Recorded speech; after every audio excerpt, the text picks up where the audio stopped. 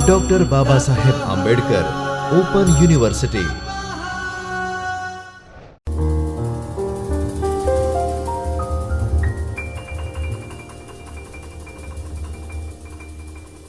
नमस्कार विद्यार्थी मित्रों, doctor Baba Saheb Ambedkar open university के चैतन्य स्टूडियो से मैं डॉक्टर आशीष कुमार सिंह, सहायक प्राध्यापक हिंदी, आप सभी का हार्दिक स्वागत करता हूं। मित्रों, आज हम हिंदी की कथेतर गद्य विधाएं, पेपर का नाम है, ब्लॉक है HNDMS 204, इकाई 14, जो महादेवी वर्मा जी के द्वारा लिखा रेखा चित्र है बिंदा, उस पर बातचीत करेंगे। महादेवी वर्मा आधुनिक मीरा के बारे में आप जान पाएंगे। महादेवी वर्मा, विद्यार्थी मित्रों, आप BA द्वितीय वर्ष के लिए हिंदी मुख्य गौड़ विषय के रूप में चतुर्थ प्रश्न पत्र के इस रेखा चित्र की वस्तु संवेदना को जान सकेंगे। हिंदी साहित्य में रेखा चित्र के विकास को जान सकेंगे। बिंदा रेखा चित्र की विषय वस्तु, कथा वस्तु को जान पाएंगे। प्रस्तावना: साहित्य को दो भागों में विभाजित किया गया है, गद्य साहित्य और पद्य साहित्य। पद्य साहित्य के दो भेद हैं, प्रबंध काव्य और मुक्तक काव्य। गद्य साहित्य के अंतर्गत कहानी, उपन्यास, निबंध, आत्मकथा, रेखाचित्र, संस्मरण, पत्र लेखन, डायरी, यात्रावृत्त आदि का समावेश किया जाता है। गद्य साहित्य भी वर्ण विषय के आधार पर काल्पनिक साहित्य और वास्तविक साहित्य के रूप में विभाजित किया जाता है। उपन्यास, कहानी आदि गद्य विधाओं की कथावस्तु में कल्पना की प्रधानता या काल्पनिकता होती है, जबकि आत्मकथा, संस्मरण, जीवनी, रेखाचित्र, डायरी आदि की विषय वस्तु वास्तविक होती है। आज हम यहाँ पर महादेवी वर्मा जी द्वारा रचित बिंदा रेखाचित्र के बारे में बात करेंगे। रेखाचित्र को अंग्रेजी में स्केच कहते हैं। जैसा कि आप देख भी सकते हैं, किसी व्यक्ति या वस्तु का चित्र सिर्फ और सिर्फ रेखाओं के प्रयोग से बनाया जाए और वह स्पष्ट भी हो तो उसे स्केच कहते हैं। स्केच में रंगों का प्रयोग नहीं होता है। ठीक उसी प्रकार से हिंदी साहित्य में रेखा चित्र आधुनिक गद्य की एक ऐसी विधा है जिसमें रेखा चित्रकार किसी घटना का ऐसा वर्णन करता है कि वर्षों पुरानी घटना हमारे आँख के सामने चलचित्र के समान चलने लगती है। मित्रों, महादेवी वर्मा का जीवन परिचय। महादेवी वर्मा का जन्म 26 मार्च 1907 ईस्वी को फर्रुखाबाद, उत्तर प्रदेश में हुआ था। उनके परिवार में लगभग 200 वर्षों या 7 पीढ़ियों के बाद पहली बार पुत्री का जन्म हुआ था। अतः उनके बाबू बाके बिहारी जी हर्ष से झूम उठे और इन्हें घर की देवी महादेवी मानते हुए पुत्री का नाम महादेवी रखा। उनके पिता श्री गोविंद प्रसाद वर्मा भागलपुर के एक कॉलेज में प्राध्यापक थे। उनकी माता का नाम हेमरानी देवी था। महादेवी वर्मा हिंदी के प्रसिद्ध कवि सुमित्रानंदन पंत एवं पंडित सूर्यकांत त्रिपाठी निराला जी को जीवन पर्यंत राखी बांधती रही। निराला जी से उनकी अत्यधिक निकटता थी। उनकी पुष्ट कलाइयों में महादेवी जी लगभग 40 वर्षों तक राखी बांधी। महादेवी जी की शिक्षा इंदौर में मिशन स्कूल से प्रारंभ हुई। साथ ही संस्कृत, अंग्रेजी, संगीत तथा चित्रकला की शिक्षा अध्यापकों द्वारा घर पर ही दी जाती रही। बीच में विवाह के कारण कुछ दिन शिक्षा स्थगित रही। विवाहोपरांत महादेवी जी ने सन 1919 ईस्वी में क्रास्थवेट कॉलेज इलाहाबाद, जो अब का प्रयागराज है, में प्रवेश लिया और कॉलेज के छात्रावास में रहने लगी। सन 1921 ईस्वी में महादेवी जी ने 8वीं कक्षा में प्रांत भर में प्रथम स्थान प्राप्त किया। यहीं पर उन्होंने अपने काव्य जीवन की शुरुआत की। वे 7 वर्ष की अवस्था से ही कविता लिखने लगी थीं और सन 1925 ईस्वी तक जब उन्होंने मैट्रिक की परीक्षा उत्तीर्ण की, वे एक सफल कवयित्री के रूप में प्रसिद्धि पा चुकी थीं। विभिन्न पत्र पत्रिकाओं में आपकी कविताओं का प्रकाशन होने लगा था। कॉलेज में सुभद्रा कुमारी चौहान के साथ उनकी घनिष्ठ मित्रता हो गई। सुभद्रा कुमारी चौहान महादेवी जी का हाथ पकड़कर सखियों के बीच में ले जाती और कहती, सुनो, एक कविता भी लिखती हैं। सन 1932 ईस्वी में जब उन्होंने इलाहाबाद विश्वविद्यालय से संस्कृत में एमए पास किया, तब तक उनके 2 कविता संग्रह निहार तथा रश्मि प्रकाशित हो चुके थे। सन 1916 ईस्वी में उनके बाबा श्री बाके बिहारी ने इनका विवाह बरेली के पास नवाबगंज कस्बे के निवासी श्री स्वरूप नारायण वर्मा से कर दिया, जो उस समय 10वीं कक्षा के विद्यार्थी थे। श्री वर्मा इंटर करके लखनऊ मेडिकल कॉलेज में बोर्डिंग हाउस में रहने लगे। महादेवी जी उस समय क्रास्थवेट कॉलेज इलाहाबाद के छात्रावास में थीं। श्रीमती महादेवी वर्मा को विवाहित जीवन से विरक्ति थी। कारण कुछ भी रहा हो, पर श्री स्वरूप नारायण वर्मा से कोई वैमनस्य नहीं था। सामान्य स्त्री पुरुष के रूप में उनके संबंध मधुर ही थे। दोनों में कभी कभी पत्राचार भी होता था। यदा कदा श्री वर्मा इलाहाबाद में उनसे मिलने भी आते थे। श्री वर्मा ने महादेवी जी के कहने पर भी दूसरा विवाह नहीं किया। महादेवी जी का जीवन तो एक सन्यासिनी का जीवन था। उन्होंने जीवन भर श्वेत वस्त्र पहना, तख्ते पर सोई और कभी शीशा नहीं देखा। सन 1966 ईस्वी में पति की मृत्यु के बाद वे स्थायी रूप से इलाहाबाद में रहने लगीं। छायावादी युग के 4 प्रमुख स्तंभों में से एक मानी जाती हैं। आधुनिक हिंदी की सबसे सशक्त कवित्रियों में से एक होने के कारण कवि निराला ने उन्हें हिंदी के विशाल मंदिर की सरस्वती भी कहा है। महादेवी ने स्वतंत्रता के पहले का भारत भी देखा और उसके बाद का भी। वे उन कवियों में से एक हैं जिन्होंने व्यापक समाज में काम करते हुए भारत के भीतर विद्यमान हाहाकार रुदन को देखा, परखा और करुण होकर अंधकार को दूर करने वाली दृष्टि देने की कोशिश भी की। केवल उनका काव्य बल्कि उनके समाज सुधार के कार्य और महिलाओं के प्रति चेतना की भावना भी इस दृष्टि से प्रभावित रही। उन्होंने मन की पीड़ा को इतने स्नेह और श्रृंगार से सजाया कि दीपशिखा में वह जन जन की पीड़ा के रूप में स्थापित हुई और उनसे केवल पाठकों को ही नहीं, समीक्षकों को भी गहराई तक प्रभावित किया। उन्होंने खड़ी बोली हिंदी की कविता में उस कोमल शब्दावली का विकास किया जो अभी तक केवल ब्रज भाषा में ही संभव मानी जाती थी। इसके लिए उन्होंने अपने समय के अनुकूल संस्कृत और बांग्ला के कोमल शब्दों को चुनकर हिंदी का जामा पहनाया। संगीत की जानकार होने के कारण उनके गीतों का नाद सौंदर्य और पैनी उक्तियों की व्यंजना शैली अन्यत्र दुर्लभ है। उन्होंने अध्यापन से अपने कार्य जीवन की शुरुआत की और अंतिम समय तक वे प्रयाग महिला विद्यापीठ की प्रधानाचार्य बनी रहीं। उनका बाल विवाह हुआ, परंतु उन्होंने अविवाहित की भांति जीवन यापन किया। प्रतिभावान कवयित्री और गद्य लेखिका महादेवी वर्मा साहित्य और संगीत में निपुण होने के साथ साथ कुशल चित्रकार और सृजनात्मक अनुवादक भी थीं। उन्हें हिंदी साहित्य के सभी महत्वपूर्ण पुरस्कार प्राप्त करने का गौरव प्राप्त है। भारत के साहित्य आकाश में महादेवी वर्मा जी का नाम ध्रुव तारे की भांति प्रकाशमान है। गत शताब्दी की सर्वाधिक लोकप्रिय महिला साहित्यकार के रूप में वे जीवन भर पूजनीय बनी रहीं। वे पशु पक्षी प्रेमी थीं। गाय उनको अति प्रिय थी। 27 अप्रैल 1982 को भारतीय साहित्य में अतुलनीय योगदान के लिए ज्ञानपीठ पुरस्कार से उन्हें सम्मानित किया गया था। उन्होंने अपने जीवन का अधिकांश समय उत्तर प्रदेश के इलाहाबाद, अब के प्रयागराज नगर में बिताया। उनका देहावसान हो गया। महादेवी वर्मा के जीवन परिचय के बाद उनका कृतित्व परिचय इस प्रकार है।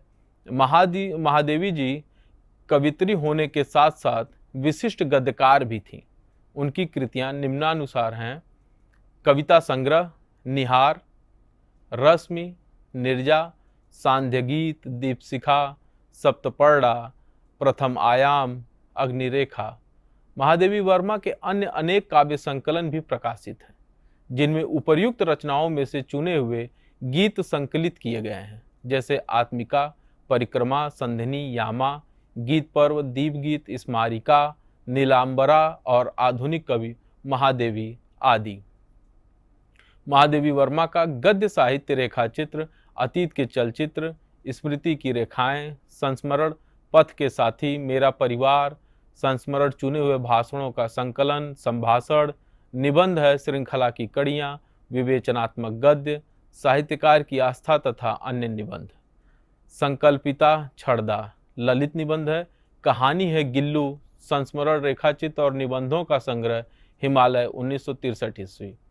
रेखाचित्र बिंदा महादेवी वर्मा का मूल पाठ।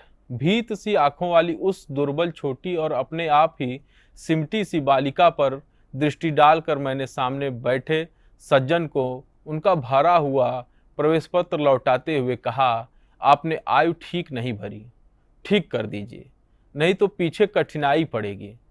नहीं, यह तो गत आषाढ़ में 14 की हो चुकी। सुनकर मैंने कुछ विस्मित भाव से अपनी उस भावी विद्यार्थिनी को अच्छी तरह देखा, जो 9 वर्षीय बालिका की सरल चंचलता से शून्य थी और 14 वर्षीय किशोरी के सलज्ज उत्साह से अपरिचित। उसकी माता के संबंध में मेरी जिज्ञासा स्वगत न रहकर स्पष्ट प्रश्न ही बन गई होगी, क्योंकि दूसरी ओर से कुछ कुंठित उत्तर मिला, मेरी दूसरी पत्नी है और आप तो जानती ही होंगी। और उनके वाक्य को अधसुना ही छोड़कर मेरा मन स्मृतियों की चित्रशाला में 2 युगों से अधिक समय की भूल के नीचे दबे विंदा या विंध्येश्वरी के धुंधले चित्र पर उंगली रखकर कहने लगा, ज्ञात है, अवश्य ज्ञात है। विंदा मेरी उस समय की बाल्य सखी थी जब मैंने जीवन और मृत्यु का अमिट अंतर जान नहीं पाया था। अपने नाना और दादी के स्वर्ग गमन की चर्चा सुनकर मैं बहुत गंभीर मुख और आश्वस्त भाव से घर भर को सूचना दे चुकी थी कि जब मेरा सिर कपड़े रखने की अलमारी को छूने लगेगा तब मैं निश्चय ही एक बार उनको देखने जाऊंगी। न मेरे इस पूर्ण संकल्प का विरोध करने की किसी को इच्छा हुई और न मैंने एक बार मरकर कभी न लौट सकने का नियम जाना। ऐसी दशा में छोटे छोटे असमर्थ बच्चों को छोड़कर मर जाने वाली माँ की कल्पना मेरी बुद्धि में कहाँ ठहरती। मेरा संसार का अनुभव भी बहुत संक्षिप्त सा था।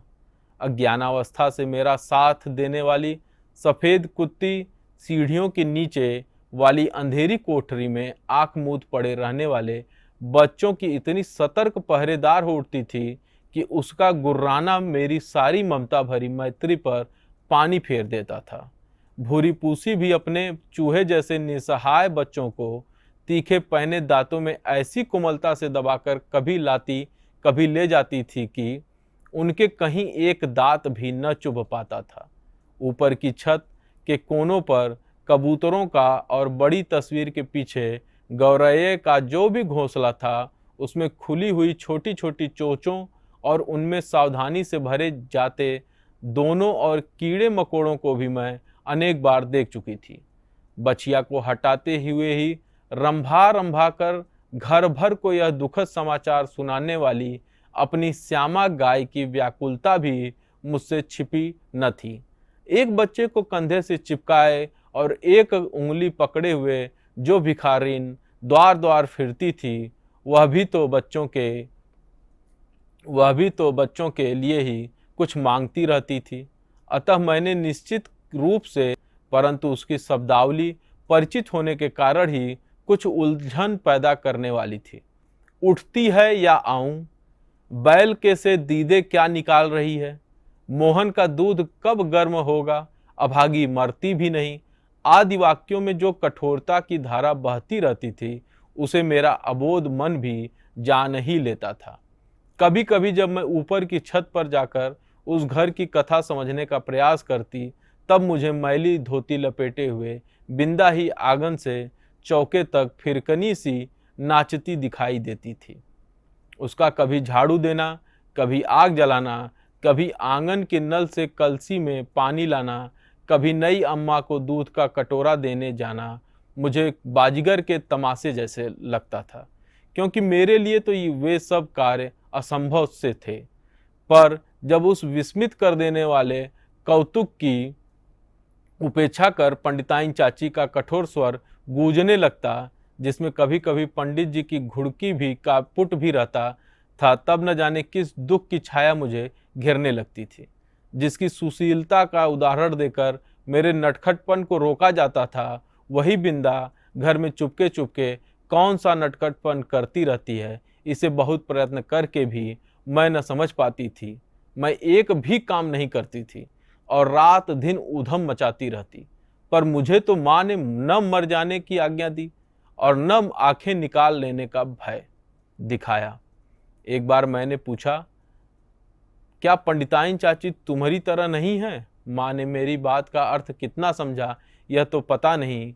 उनके संक्षिप्त हैं से न बिंदा की समस्या का समाधान हो सका और न मेरी उलझन सुलझ पाई। बिंदा मुझसे कुछ बड़ी ही रही होगी, परंतु उसका नाटापन देखकर ऐसा लगता था मानो किसी ने ऊपर से दबाकर उसे कुछ छोटा कर दिया हो। 2 पैसों में आने वाली खंजड़ी के ऊपर चढ़ी हुई झिल्ली के समान पतले चर्म से मढ़े और भीतर की हरी हरी नसों की झलक देने वाले उसके दुबले हाथ पैर न जाने किस अज्ञात भय से अवसन्न रहते थे। कहीं से कुछ आहट होते ही उसका विचित्र रूप से चौंक पड़ना और पंडिताइन चाची का स्वर कान में पड़ते ही उसके सारे शरीर का धरधरा उठना मेरे विस्मय को बड़ा ही नहीं देता था, प्रत्युत उसे भय में बदल देता था। और बिंदा की आंखें तो मुझे पिंजड़े में बंद चिड़िया की याद दिलाती थी। एक बार जब 2-3 करके तारे गिनते गिनते उसने एक चमकीले तारे की ओर उंगली उठाकर कहा, वह रही मेरी अम्मा। तब तो मेरे आश्चर्य का ठिकाना न रहा। क्या सबकी एक अम्मा तारों में होती हैं और एक घर में? पूछने पर बिंदा ने अपने ज्ञान कोष में से कुछ कण मुझे दिए और तब मैंने समझा कि जिस अम्मा को ईश्वर बुला लेता है वह तारा बनकर ऊपर से बच्चों को देखती रहती है, और जो बहुत सजधज से घर में आती है वह बिंदा की नई अम्मा जैसी होती है। मेरी बुद्धि सहज ही पराजय स्वीकार करना नहीं जानती।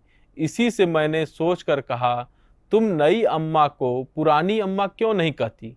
फिर वे न नई रहेंगी और न डांटेंगी। बिंदा को मेरा उपाय कुछ जचा नहीं, क्योंकि वह तो अपनी पुरानी अम्मा को खुली पालकी में लेट कर जाते और नई को बंद पालकी में बैठकर आते देख चुकी थी। अतः किसी को भी पदच्युत करना उसके लिए कठिन था। पर उसकी कथा से मेरा मन तो सचमुच आकुल हो उठा। अतः उसी रात को मैंने माँ से बहुत अनुनय पूर्वक कहा, तुम कभी तारा न बनना, चाहे भगवान कितना ही चमकीला तारा बनावे। माँ बेचारी मेरी विचित्र मुद्रा पर विस्मित होकर कुछ बोल भी न पाई थी कि मैंने अकुंठित भाव से अपना आशय प्रकट कर दिया, नहीं तो पंडिताइन चाची जैसी नई अम्मा पालकी में बैठकर आ जाएंगी और फिर मेरा दूध, बिस्किट, जलेबी सब बंद हो जाएगी और मुझे बिंदा बनना पड़ेगा। माँ का उत्तर तो मुझे स्मरण नहीं, पर इतना याद है कि उस रात उसकी धोती का छोर मुट्ठी में दबाकर ही मैं सो पाई थी। मित्रों, रेखाचित्र बिंदा महादेवी वर्मा के इस मूल पाठ की कुछ बातें मैंने आपके सामने रखी हैं। यह इकाई को हम 2 या 3 भागों में बांटकर इसका अध्ययन करेंगे। पहले भाग में हमने महादेवी वर्मा जी के जीवन परिचय से को जाना। अब इसके कुछ भाग को, जो पाठ है, मूल पाठ है, उस भाग को जाने हैं। अब इसके बाद जब दूसरी इकाई आएगी तो दूसरी इकाई में मैं इसके जो बाकी के हिस्से हैं उनको लेके प्रस्तुत होऊंगा और बताऊंगा कि कैसे एक रेखा चित्र के माध्यम से, कैसे उन छोटी छोटी रेखाओं से जैसे एक चित्र बनाया जाता है, ठीक उसी प्रकार से यहाँ पे महादेवी वर्मा जी ने कैसे सुंदर दृश्य पैदा किया है कि तारों को देख के एक बच्ची, अबोध बालिका कह रही है कि वह तारे जो हैं वह तारे मेरी एक माँ है, और दूसरी बच्ची उस बात को समझ नहीं पा रही है, और जब समझती है तो अपने माँ से कहती है कि कभी तुम माँ नई तारा नहीं बनना, क्योंकि अगर तुम तारा बन जाओगी तो मेरी भी एक नई अम्मा आ जाएंगी, वो जो पालकी में बैठ के आएंगी, और जो जाने वाली है वो खुली पालकी में जा रही। यह जो पूरा चित्र हमें महादेवी वर्मा जी ने बनाया है वह एक रेखा चित्र के माध्यम है। तो ठीक है, बहुत बहुत धन्यवाद मित्रों।